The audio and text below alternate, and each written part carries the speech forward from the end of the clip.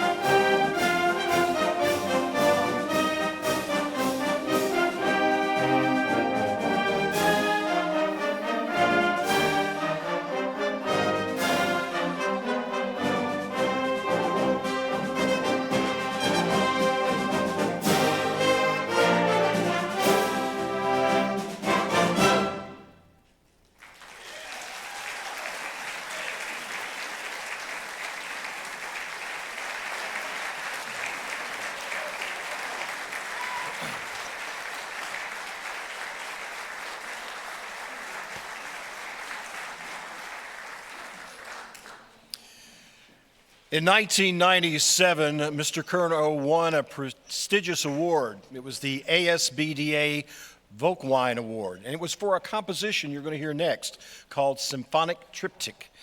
This piece became a particular favorite of Alan Jacobus, and he has programmed it several times over the years. And he wanted to make sure that we included it in the concert tonight. Now, as you can surmise, since this is a triptych, there are 3 movements. So please hold your applause until all 3 movements have been played. And we welcome at this time Alan Jacobus to the podium as the Jessamine Community Band performs Jim Curnow's Symphonic Triptych.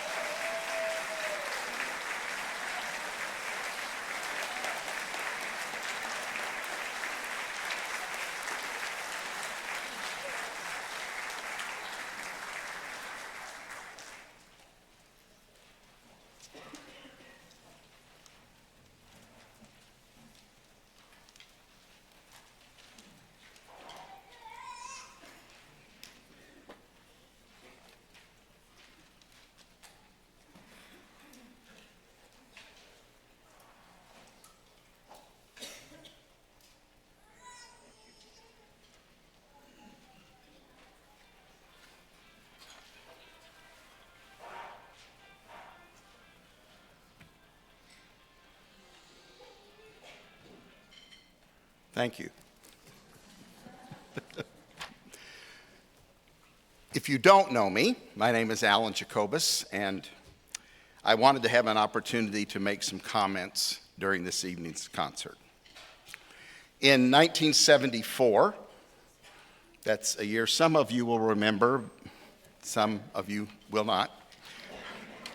It just means I'm old. I graduated from the University of Kentucky with a music education degree.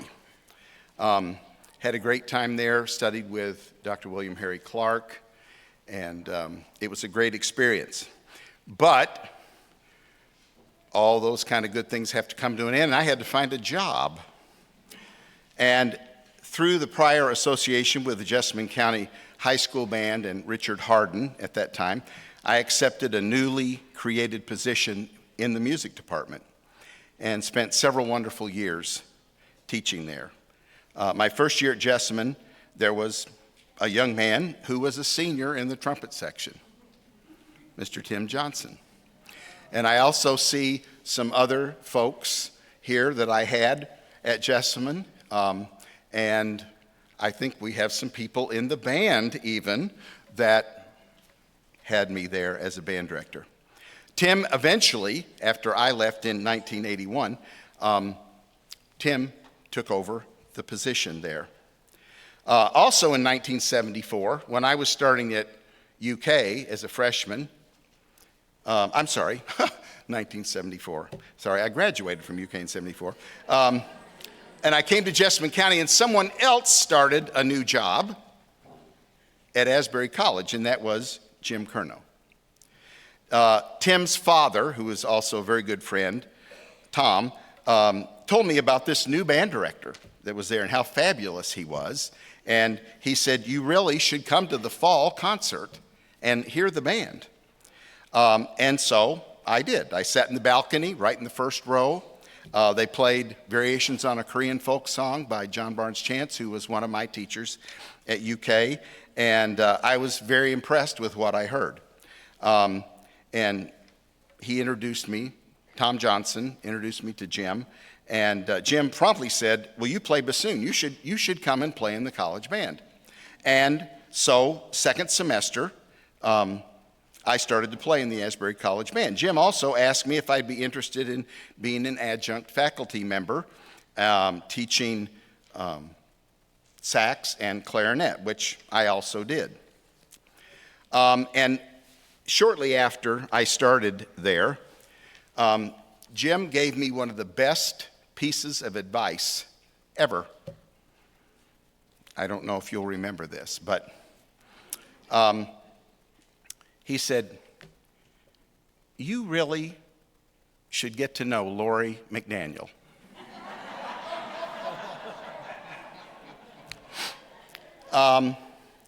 Now, Lori McDaniel was a flute major at Asbury, and eventually, after some hesitation, I took his advice. Now, you may know that Lori McDaniel is Lori Jacobus now, and we'll be celebrating our 49th wedding anniversary in December.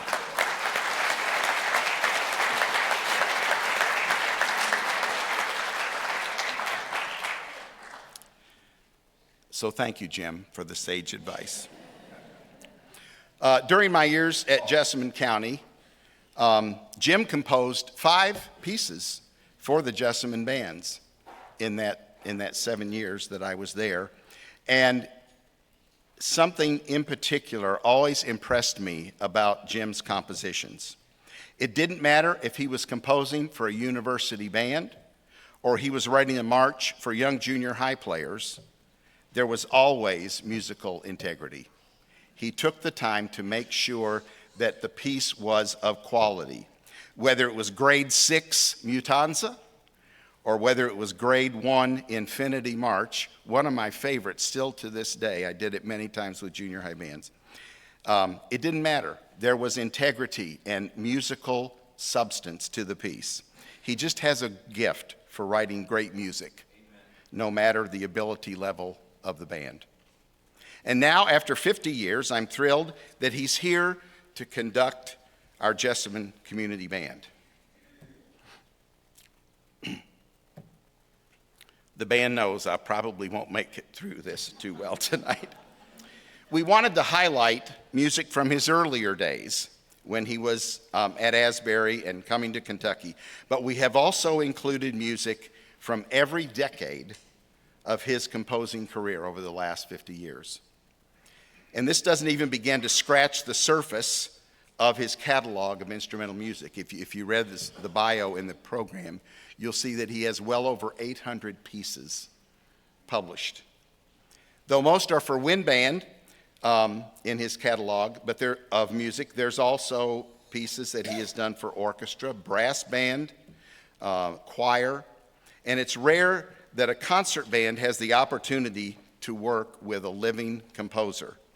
But it happened in Jessamine County on Saturday. About 3.5 years ago, this group started with only 8 people. The progress and growth over those years is an incredible story. There have been times when Tim and I are in a rehearsal and we'll look at each other when the band plays a phrase just a certain way, or a musical section of the band they play and it just takes your breath away. And that's when we're reminded how fortunate we are to have the privilege to work with these people every week.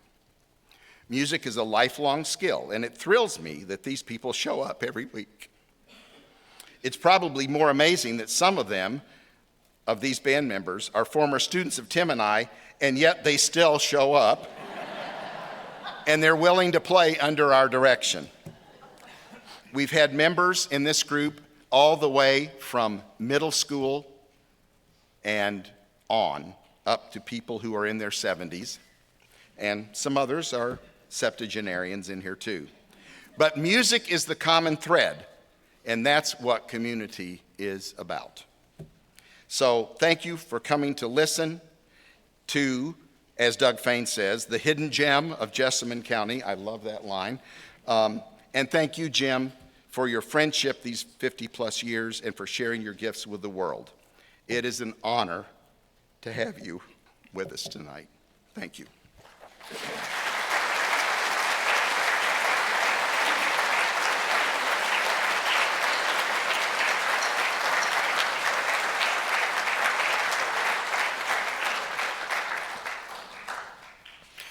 Now, not only is Mr. Curnow a brilliant composer, he is also a gifted arranger.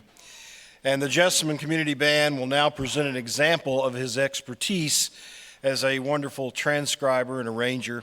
They're going to present a piece by Russian composer Dmitri Shostakovich. This is the Waltz No. 2 from the Suite for Variety Stage Orchestra.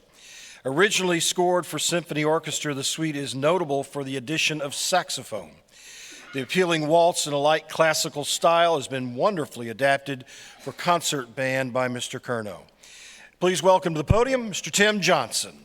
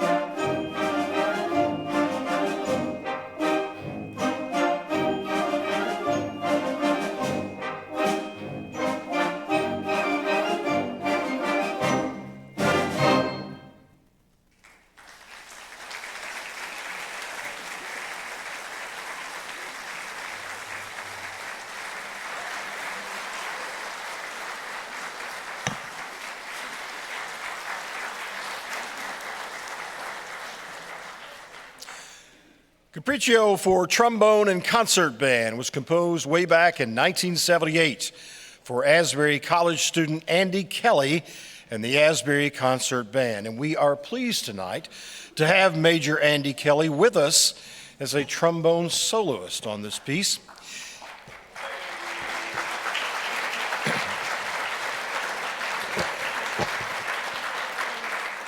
Major Kelly attended Asbury University, studied under Professor James Curnow. He earned his bachelor's in music education.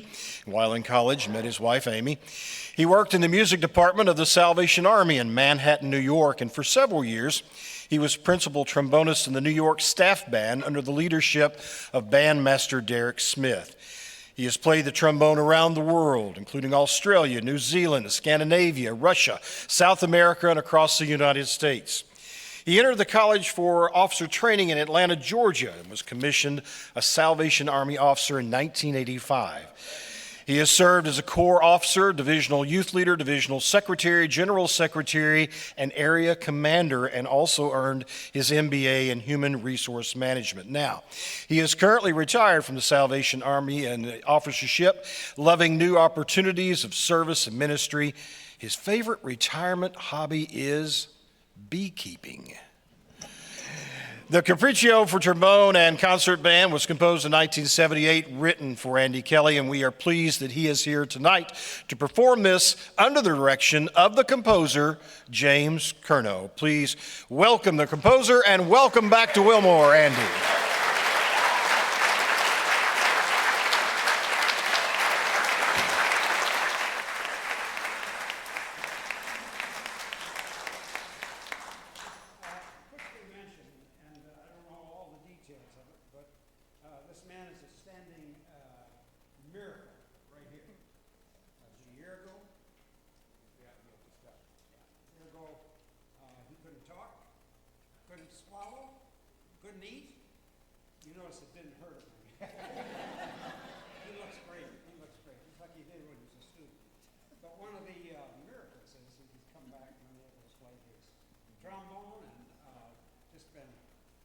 Fantastic to have a chance to work with him. He was a delight to work with. I worked with him for 4 years as a trombone student and music ed student, and we had a lot of good times. He had to play principal trombone in every group because I didn't have that many trombones to start with. But he did extremely well. And also, he's a very talented, extremely talented singer. Lovely tenor voice, very talented young man. Well, middle-aged. Anyway, it's just an honor to be able to make music with him again after all these years. So this is a Capriccio trombone.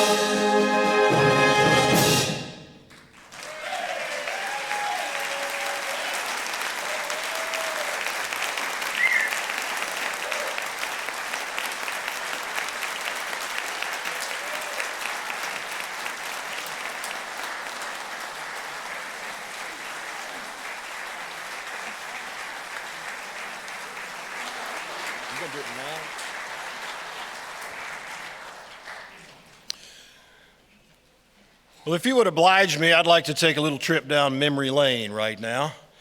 The first time I ever heard of James Curnow, I was 13 years old. I'd been in the band for 4 years, having played trumpet, baritone, tuba, and sousaphone under the direction of a very young Alan Jacobus. And that year, Mr. Curnow wrote a song and dedicated it to our band and its director, called the Jessamine Station Overture. The Overture is celebrating its 50th anniversary this spring. And while I am greatly honored to have been a part of that, I don't know that I'm excited about the fact that Mr. J has reminded me that was a half decade ago. Half century ago. Oh my gosh, see? The effects are there, ladies and gentlemen. The effects are there. This is what Mr. Curnow said about this composition. Jessamine Station Overture is a descriptive overture depicting the beautiful, rugged countryside along the Jessamine Station Road that runs throughout Jessamine County, Kentucky.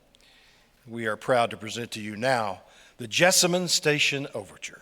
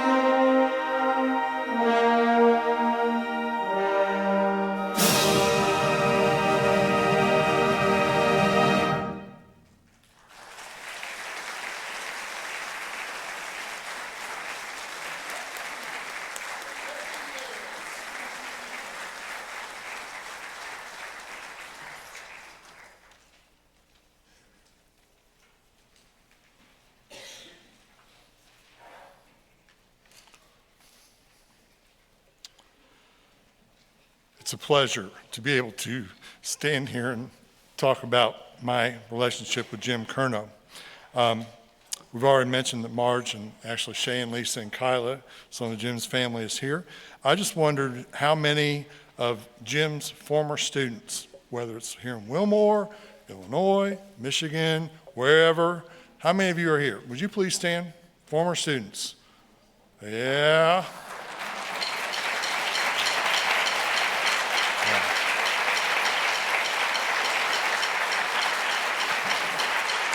Thank you.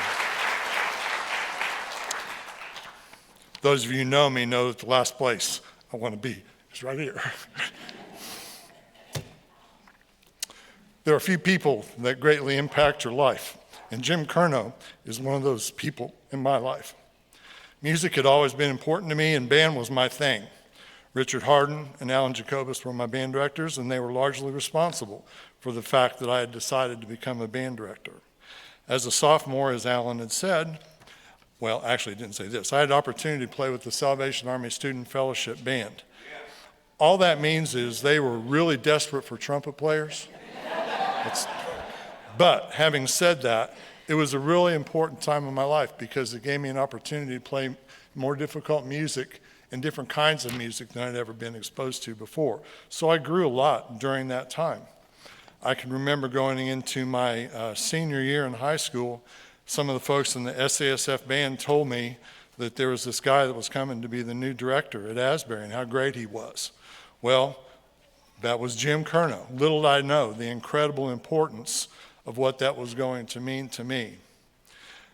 It is hard to overstate the significance of his leadership both in music and in life in general. Here are the few of the highlights. Number one, I grew up in Wilmore, and I can tell you there was no way I was going to Asbury College. Not going to happen. Clear up until about March or April of my senior year. And during that time, I got to know Jim through the connection with the SASF band, the incredible person he was, the fun I was having, and it just became clearer and clearer that that's what I was supposed to do, was to go to Asbury. That decision started a chain of events that forever changed me. Asbury was on a quarter system at that point, which meant that the first quarter finished before Thanksgiving. And so one of the things a lot of us did was we went out and played at the Salvation Army Kettles in Lexington. Hello, Andy. So I was actually part of a quartet for a couple of years that went out and played at those Kettles. And we rode all over Lexington and gave the folks who were ringing the bells a little break, and we played music. And we played out of a collection called Carolers' Favorites, which was a great arrangements. They were great arrangements. But we got really bored very quickly because we did this for like 6 weeks. And I mean, to the point that we had things memorized. It was that much. So I decided I wanted to try to write a couple of other pieces for us to play, such as things like White Christmas and Silver Bells, some things that were not in those Carolers' Favorites book. Somehow, and I think I know how, but I think it was my dad, honestly. But Jim found out that I had done that. And Jim made the trip into Lexington to listen to us play. And afterwards, he came to me and offered to mentor me to become a composer, an arranger. On his own time, no pay, just made a tremendous difference in my life. Actually, the way I describe it is he changed my musical DNA. This began a passionate pursuit of mine, and I completed 3 or 4 arrangements that were played actually by our brass choir. Some of those folks are here. I'm going to get to you guys here. Well, actually, we did already. Just a wonderful time, wonderful privilege, and it gave me the composing bug, honestly, and that was directly related to Jim. After graduation from Asbury, that's making a big jump. I became a band director in the Jessamine County Schools. I was the assistant director with Alan, and then as he said, I took over for him. In 1983, approximately, Jim contacted me and said, hey, he was at the University of Illinois right then. He said, why don't you come up and do your master's up here? And I had never that was so far off of my radar, it's hard to describe. But with his encouragement, I decided to go on and do that. I know he was pulling strings to get me a scholarship. I got to play in the University of Illinois top symphonic band, which I can tell you I should not have been playing in there, but it was an incredible experience. It just was. And again, just a life-changing experience. Then I went back afterwards and was teaching in Jessamine County again. Was teaching actually with Jeff Evans. Hi, Jeff. Raise your hand. Hello, Jeff. And it was just an amazing time and I was enjoying teaching, period. Then Jim calls again. And he asked if I would consider being his administrative assistant, doing all kinds of odds and ends things with music, copying music, getting things ready for publication and so forth. And I agreed to do that. And I'm going to shorten this down because it can go real long. Not too long after that, I became the general manager under Jim for his music publishing company called Curnow Music Press. So I got to do recording sessions and exhibits and getting music ready for publication and just all kinds of stuff which I had no idea what I was doing. Jim took me by the hand and showed me what to do, helped a young man actually, I believe, become very successful. And in the meantime, I became an exclusive composer with Curnow Music. No explanation, just very thankful for that time period. I did that for 16 years. And again, a direct result of Jim's impact on my life. Came back to Jessamine County, ultimately, finally, long story how I got there, but ended up back in Jessamine County and teaching again, and then I've retired. And so now I have the opportunity to do this. It's a whole different experience, and I mean that in a good way. I'm just always blessed when I realize how the opportunity that we have to work with students who want to be here, people who want to be here, can't get out of the school thing. So there are so many ways in which Jim has directly impacted my life. I can't go into all those, so I'm going to just sort of call it off there. I just wanted to conclude by saying that his friendship, his mentoring, his dedication to excellence, integrity, and spiritual example have been critical in my life. I'll forever be grateful for our relationship. Thank you, Jim.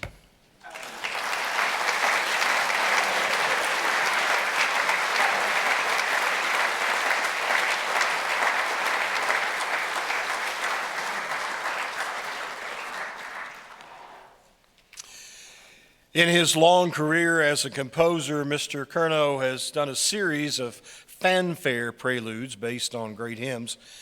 Designed as an opener or finale for a concert or a special occasion, Fanfare Prelude on Loba de Heron is based on Johann Kruger's majestic hymn tune, which first appeared in a book in 1965 called the Stralsung Gesangbuch, a significant German Lutheran hymn collection.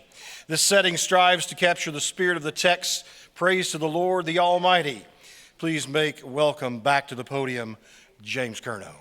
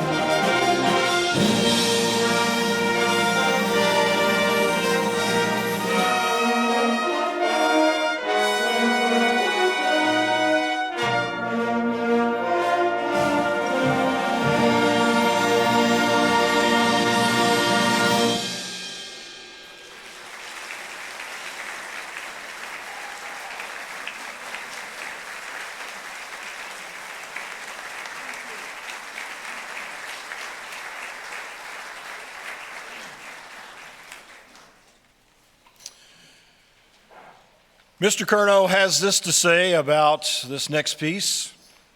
This symphonic rhapsody for concert band utilizes many contrasting moods, styles, tempos, and dynamics to capture the composer's view of America based on his many conducting trips throughout the years. Along with motifs taken from America the Beautiful, an original theme has been woven to create a set of descriptive variations that reflect these many contrasting moods. We're proud to present Amber Waves of Grain.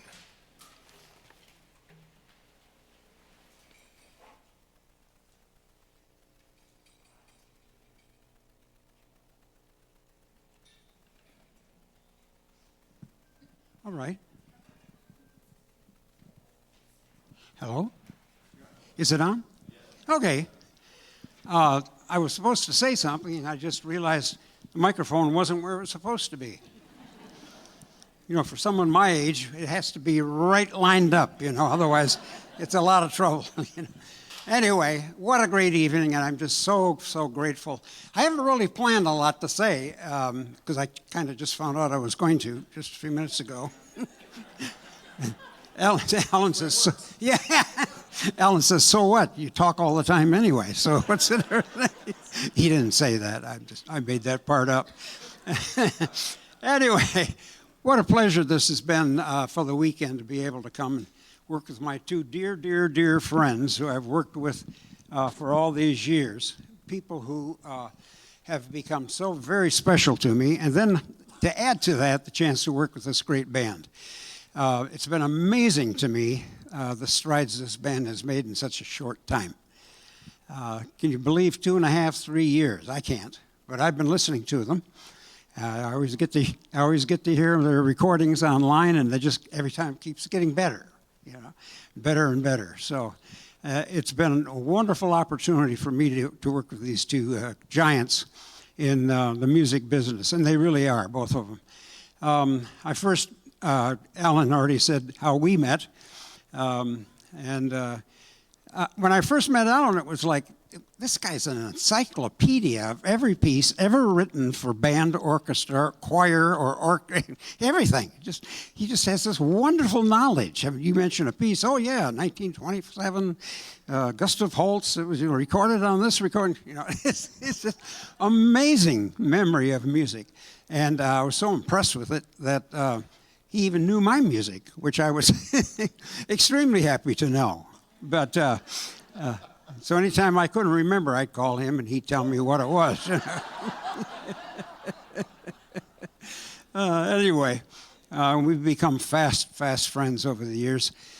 And he and Lori are just a delightful couple that we enjoy spending time with. And then Tim, when I came to Asbury in '74, I remember walking into the band room for the Salvation Army Student Fellowship Band, my first rehearsal with, I think, any group on the campus. And I walked in the door, and I was standing looking at this band, and there wasn't much of a band at that point. It was, I think we had like 13, 14 players, right? Yeah. And we were even borrowing from the concert band, getting some baritone players and stuff like that in so we could have enough to play some music. And I walked in, and here was this wonderful cornet player sitting on the end of the cornet row in the Salvation Army Student Fellowship Band. And I leaned over to somebody and said, "Who's that?" You know, said, "Oh, that's Tim Johnson." I said, "Tim Johnson, who's he?" He said, "He's a high school student and his dad is a professor here." And so that was the beginning of getting to know Tim and working with him in rehearsals. Dynamite cornet player, always working really hard, good knowledge of music, really terrific musician. And as Tim said, over the years, we've worked together on so many different projects. And it's been a thrill for me to be able to work with these folks for all these years and to put together music. And it's great to see friends, former student, Flint, Michigan, Jerry Jones, one of my principal clarinet player at Mott Community College in Flint, Michigan. How long ago, Jerry? 55 years ago.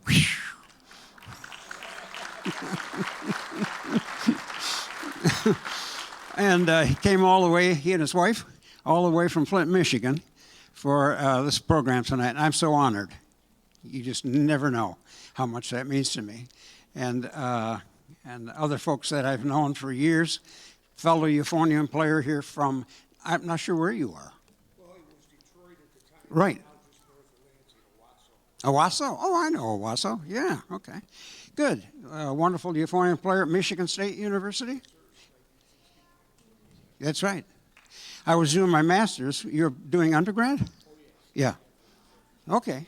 So, you know, you get all these wonderful musicians. It just never stops because you make all these relationships that just keep going. And then Jeff Evans back here. Raise your hand so they can see you, Jeff. He's shy. Jeff's a little shy. But Jeff came to Asbury College as a trumpet player, right?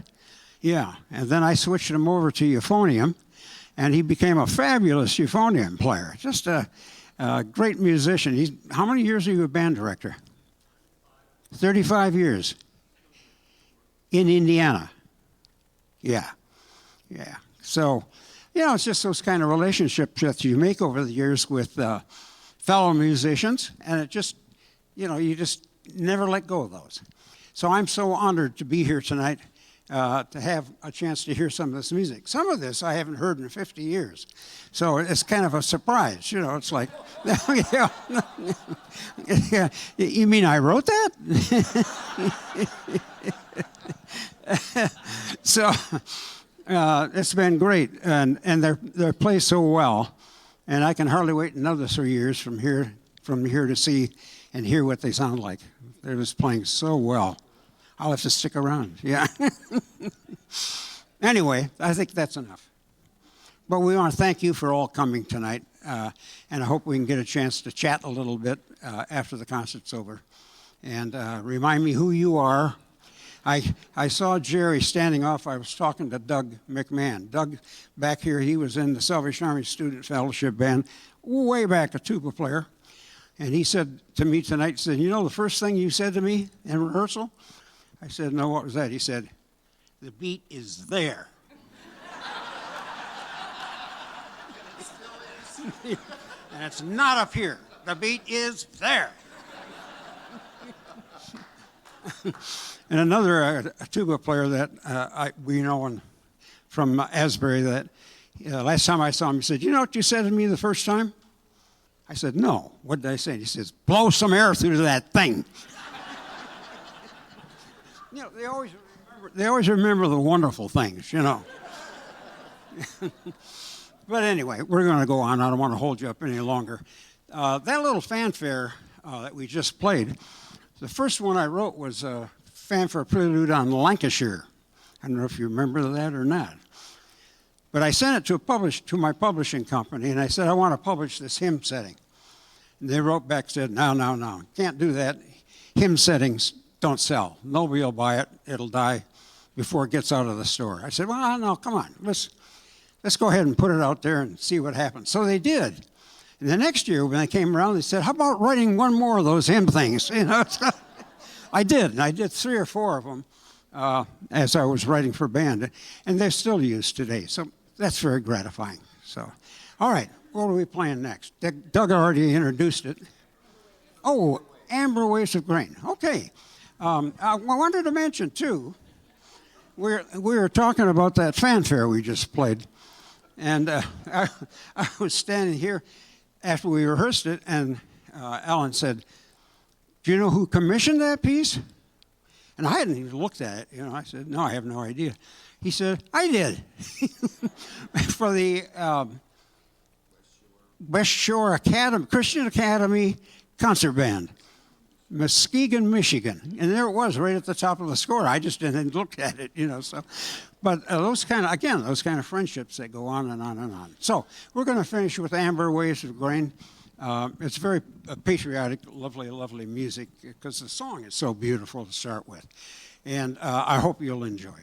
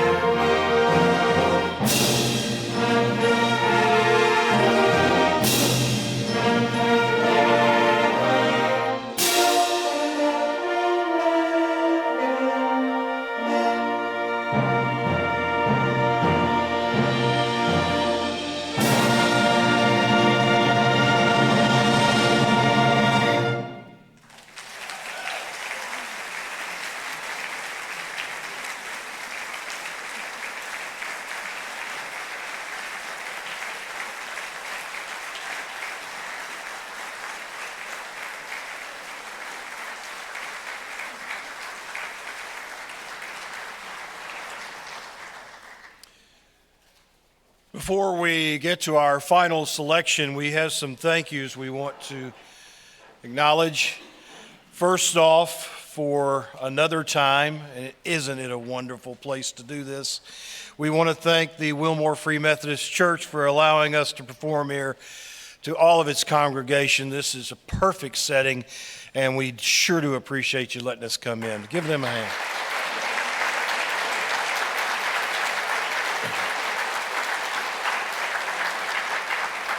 Sometimes you have to have people behind the scenes working to make this thing sound good. His name is Don Swigert. He's sitting back there in the booth running the sound and the video. Thank you, Don. Appreciate your hard work.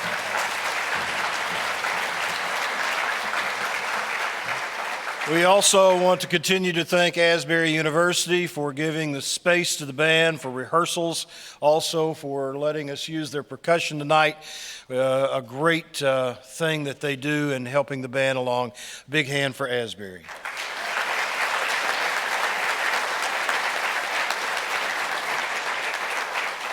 And of course, you for being here and each and every one of the concerts.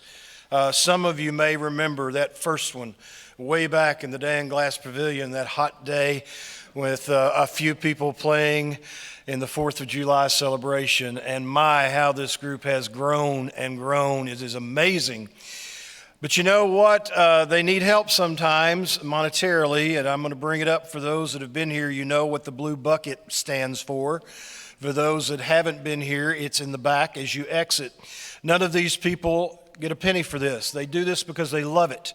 But there is some expense involved. There is sheet music and rights to that music and things like that. And we would hope that in exchange for the fact you could come here tonight and enjoy this music absolutely free, that you would consider pulling out some of those green things in your billfold and putting in that bucket tonight. It will help tremendously for this band to continue to provide this quality entertainment to our community. Our final selection tonight, there was a tone poem written back in 1924 called The Pines of Rome by a fellow named Odorino Respighi. And in the last of 4 movements, he notates specifically in the score how he envisioned the final movement. He offers the following explanation. Number 4, The Pines of the Appian Way. Misty dawn on the Appian Way, solitary pine trees guarding the magic landscape, the muffled, ceaseless rhythm of unending footsteps. The poet has a fantastic vision of bygone glories. Trumpets sound, and in the brilliance of the newly risen sun, a consular army bursts forth toward the sacred way, mounting in triumph to the Capitol. Well, James Curnow's adaptations of classic works for concert bands have become standard literature for many directors who seek the highest quality works for their ensembles. This edition of that famous finale to The Pines of Rome is a real gem, putting the original power and majesty into the hands of the modern concert band. Once again, ladies and gentlemen, the Jessamine Community Band.